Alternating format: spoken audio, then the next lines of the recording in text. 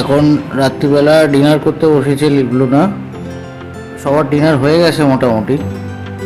এই দুজন এখন একটু এক্সপ্লোর করতে বেরিয়েছে, একটু নাইট ওয়াকে বেরিয়েছে দুজন। দাঁড়ান দেখাচ্ছি আপনাদের। ওই দেখুন, এই একটা ডাইনিং হলে দিব্যি ঘুরে বেড়াচ্ছে নিজের মতো করে। লুনা এখনো ব্যস্ত আছে বাকিদের খাওয়াতে। এই দুটো ঘুরে বেড়াচ্ছে, এই দেখুন নিজের মতো করে। পুরো খোলা ময়দান পেয়েছে আজকে।